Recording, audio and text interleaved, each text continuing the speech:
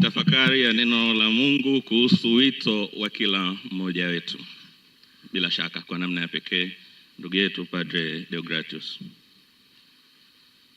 Katika somo la kwanza tulichagua kitabu cha Nabii Yeremia, sura ile ya kwanza. Pale Yeremia anapopokea wito. Na maneno ya Mwenyezi Mungu ni mazito sana.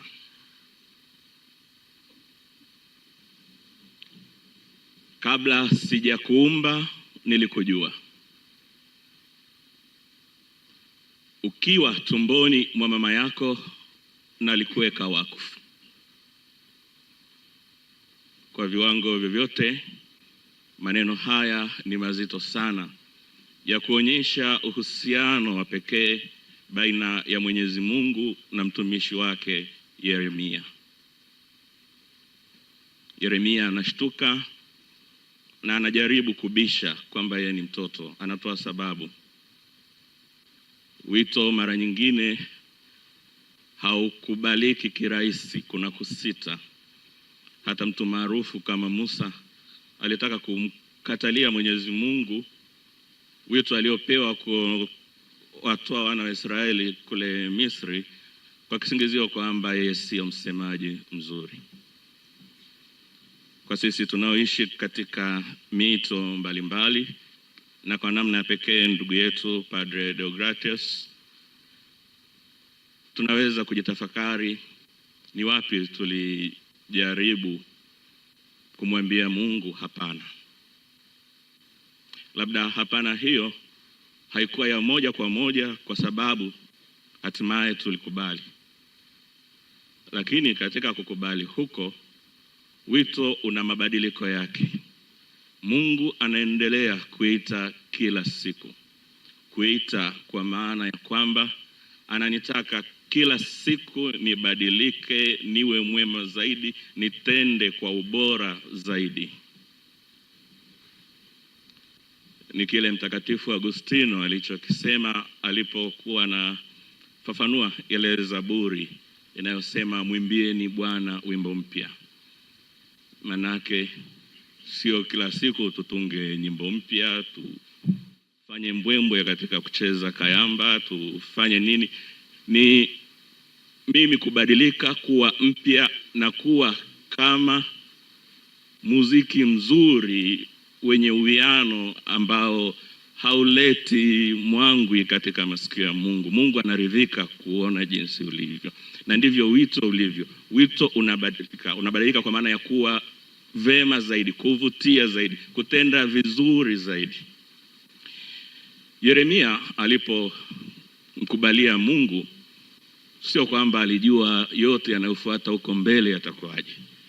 Mwenyezi Mungu angeendelea kumuita kwa maana ya kumpa majukumu mbalimbali na tofauti tofauti kulingana na wakati husika. Atawakemea wakuu wa dini, atawakemea watawala, atakwenda uhamishoni, ataililia Yerusalemu kama Yesu alivyoililia, atakataliwa, atatupwa katika shimo na kadhalika. Kote huku Yeremia anaendelea kupokea wito wa Mungu, anaendelea kusema ndiyo kwa Mungu, anaendelea kumwimbia Mungu wimbo mpya.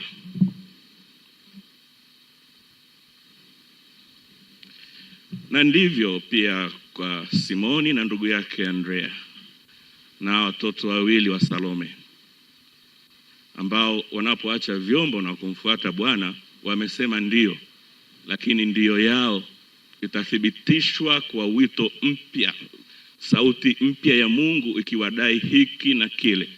Tunajua kupanda na kushuka kwa mitume kulivyokuwa. Kusita kwao, hata wakati fulani watamkimbia kabisa Yesu pale wanapoona kwamba anaelekea katika aibu isiyomithilika. Lakini bahati nzuri, ukiachana na Yuda ambaye alichagua kujiua, bahati nzuri hao wengine hakuna ambaye atakuja kuikanusha ndio yake ya mwanzo, na baadaye wote watakuwa wimbo mpya kwa jinsi watakavyoisikiliza sauti ya Bwana. Petro labda kwa namna ya pekee pamoja na yote kumkana Bwana, kuonyesha ushujaa mbele ya Bwana, kusema maneno mengi ambayo mengine yalionekana hayana maana, lakini yalimsababisha Bwana kutoa mafundisho ambayo ni muhimu. Petro, kuna simulizi linasema, halipo katika maandiko matakatifu, lakini ni simulizi la kimapokeo, kwamba wakati fulani Petro akiwa Roma, kwa sababu wito wake ulimfikisha Roma, alipoona mambo ni magumu, alitaka kurudi nyumbani. Inasemekana akiwa katika lango la jiji la Roma, Yesu akamtokea.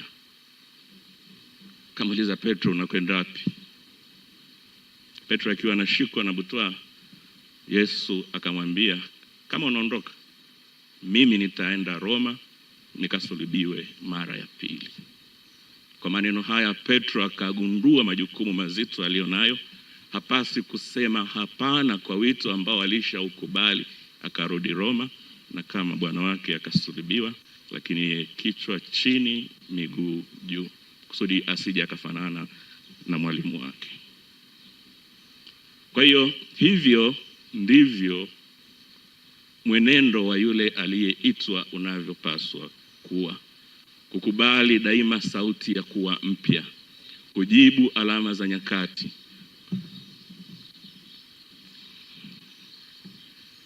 Yeremia amekuwa mfano kwetu, na Yeremia kama tulivyoona, wito wake umeanza tangu kabla hajaumbwa. Na kwa ndugu yetu Padre Deo, wito wako pia ulianza hivyo, kadhalika na sisi wengine wote katika miito yote tunayoitumikia. Labda mmoja anaweza akabisha akasema haya maneno ambayo Mungu amezungumza ni specific kwa Yeremia, tusijichomeke katika nafsi ya Yeremia. Kama kuna mmoja anayefikiri hivyo, tunaweza kutumia maneno mazito zaidi ya mtume katika waraka wake kwa Efeso. Mungu alituteua tangu kabla ya kuwekwa misingi ya ulimwengu. Sauti nzito kuliko hii ya Yeremia. Walau Yeremia ameambiwa kabla sijakuumba, ukiwa tumboni mwa mama yako. Sasa mtume anatuambia sisi, asemi mimi Paulo, anasema sisi tuteua kabla, katika Kristo, kabla ya kuwekwa misingi ya ulimwengu. Sisi wote hapa Mungu tayari alijua anataka tuwe nini. Mungu ana mipango yake. Ni juu yangu kuikubali hiyo mipango ya Mungu na kutembea kwa kadiri anavyoniita. Lakini tukio linaloadhimishwa jioni hii ni zaidi ya kuendelea kuisikiliza ile sauti. Kwa mfano, mimi kama misionari wa damu azizi nitaendelea kusikiliza sauti ya Mungu kupitia kwa ndugu zangu, kupitia kwa viongozi wangu na kadhalika ndani ya shirika hili. Sasa ndugu yetu Padre Deo, kama nilivyosema mwanzoni mwa ibada, amepata wito ndani ya wito. Anasema ndio, sio kubatilisha ile ndio aliyeitamka mbele ya Askofu Telesfori Mkude. Ndiye aliyekupadirisha bila shaka, na ndiye aliyekupokea jimboni, aliyekupa incardination kwamba wewe ni wa jimbo la Morogoro. Ndugu yetu Baharia sio kwamba anaikanusha ndio hiyo, bali anaipa mwelekeo wa kina zaidi. Upadre aliyoupata kwa kuwekewa mikono na askofu anaendelea nao, lakini amegundua karama ya shirika letu na anataka sasa kuwa mwanashirika mwenzetu. Mtindo wake wa maisha ya kipadre sasa uwe mtindo wa misionari wa damu azizi. Mtindo sio kwa maana ya fashion, bali namna au miongozo ya kisheria na ya kiroho. Sio kwamba huko jimboni kulikuwa hamna miongozo ya kisheria na kiroho, bali anataka kuitika kwa kina zaidi kwa kujiunga na sisi. Matukio haya pamoja na kwamba hayatokei mara nyingi, lakini hutokea.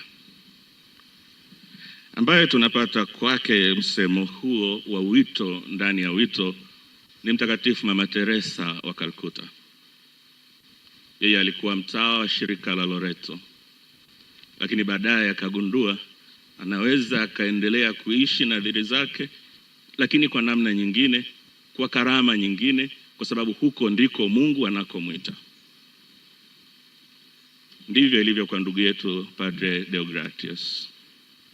Ameisikia sauti ya Mungu iliyomwambia kwa kufanya kazi moja kwa moja chini ya askofu, sasa imetosha, sasa nenda chukua njia nyingine ambayo haipingani na ile ya kwanza. Ninakupa wito ndani ya wito. Lakini tusiende kwa Mama Teresa kwa sababu mtasema huyo wala hata sio wa shirika letu wala hatuna uhusiano naye.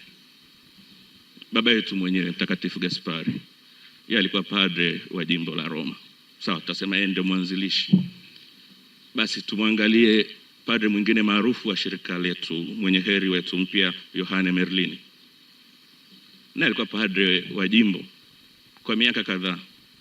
Akakutana na Mtakatifu Gaspari akamshawishi, akasita. Ndugu zake na baadhi ya mapadre wake wenzake akamwambia kwanza akashirika kenyewe ndio kameanzishwa, hakana hata miguu, hakaja simama. Hatujui hata kama wanashirika wanafika hata 10, wana nyumba 2 chakavu, hamna mbele wala nyuma. Kwa nini usijiunge na mashirika ya maana kama Wajesuiti, kama Wadominikani? Lakini Merlini akaisikia sauti ya Mungu katika maoni ya Gaspari, na pengine kama sio Merlini, labda shirika letu lisingekuwa limesimama namna hii, na hata shirika la dada zetu wa Abuduo, hata kama Maria de Matias ndiye mwanzilishi wao, lakini kuna mkono wenye nguvu wa Yohane Merlini. Kwa hiyo tunaona jinsi Mungu anavyoweza kubadilisha mwelekeo wa mtu, sio kwa kubadilika kwa maana mbaya, bali kwa kuupa mwelekeo mwingine ambao utatimiza vema zaidi mapenzi ya Mungu. Basi ndugu yetu, tunakuombea na tunakukaribisha. Kama nilivyosema, haya tunayozungumza sio tu kwa ajili ya ndugu yetu Padre Deo, bali ni kwa ajili yetu sote, kwa sababu hakuna mtu aliyeumbwa bila wito. Kila mmoja atafakari ndio unaompatia au neema anazozipata kwa ajili ya wokovu wake zipo katika kutimiza vizuri maagano aliyoweka katika wito wake. Ndoa yako inakubeba na wewe lazima uibebe vizuri. Maisha yako ya wakfu yanakubeba na wewe lazima uyabebe vizuri. Kwetu sisi wa misionari wa damu azizi, shirika letu linatubeba na sisi lazima tuhakikishe kwamba halizami, linaendelea kuwa chombo cha kupeleka habari njema kwa watu kwa kuongezeka idadi na ubora wa kazi. Nilikuwa naongea na vijana wa malezi, nikakumbuka simulizi moja nililosoma katika kitabu kimoja, simulizi la huko Asia. Siku moja mbweha na nge walikuwa ng'ambo ya mto, na wote wawili walitaka kuvuka ng'ambo ya pili. Nge hawezi kuogelea, mbweha anaogelea. Sasa nge akamwambia yule mwanabweha, niweke mgongoni kwako kusudi wote tuvuke salama. Mbweha akamwambia, lakini wewe una tabia ya kudunga watu kwa sumu yako. Akamwambia, mimi sio mjinga kiasi hicho, wote tunataka kufika kule. ikudunga na mimi hatima yangu itakuwaje? Baada ya kusita, mbweha akamkubalia nge. Nge akapanda mgongoni mwa mbweha. Katikati ya mto, nge akamdunga mbweha. Mbweha akamuuliza, sasa umefanya nini? Kaambia, hiyo ndio asili yangu. Wewe ulitegemea nini? Wote wawili wakazama. Kwa nini nimetoa mfano, ndugu zangu? Mwanzoni nilianza kwa kusema tuyabebe mashirika yetu, tubebe wito wetu, kusudi wito wetu tubebe. Hata kama kweli tuna mapungufu, lakini tusifikie mapungufu yaliyozidi kiasi ya ujinga wa yule nge. Hata kama mapungufu yetu mengine yanafanyaje? Yanayumbisha vyombo tulivyomo, yasifikie hatua ya kuzamisha kabisa. Niyarekebishe kusudi hatimaye niweze kufika pwani mbele ya uso wa Bwana, nipate kuokoka na roho nilizokabidhiwa ziokoke.